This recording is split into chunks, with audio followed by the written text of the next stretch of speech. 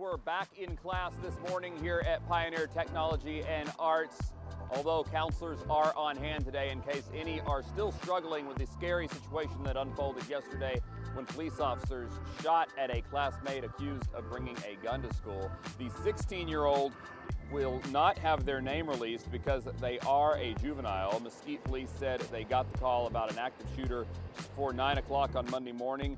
And according to officers, they spotted the student with a gun alone in an office and were trying to convince him to put the gun down.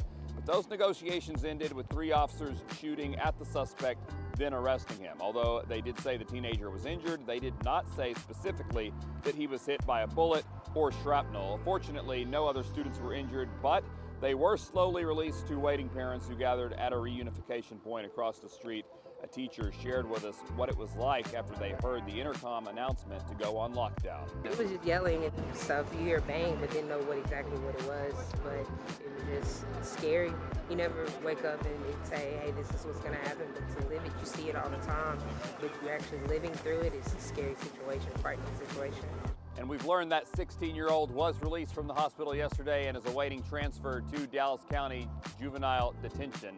The Mesquite Police Department will do an internal investigation into the actions of their officers, as is standard procedure with any officer-involved shooting. Also, the Dallas County DA's office will do an independent investigation of their own. Texas has a new law requiring every Texas public school to have at least one armed guard on campus. That includes public charter schools like the one Chris is at. Mesquite told us that at least one security officer was at the PTAA campus on Oates Drive. That's according to Mesquite Police. That new law also requires districts to provide law enforcement in that area with a map of campus buildings. It urges schools to create a mass notification system and then requires the state to check for security weaknesses on every school campus every year. But here's the big issue for our huge school districts like Dallas ISD and Fort Worth. It's a struggle to hire enough new officers to comply with the mandate.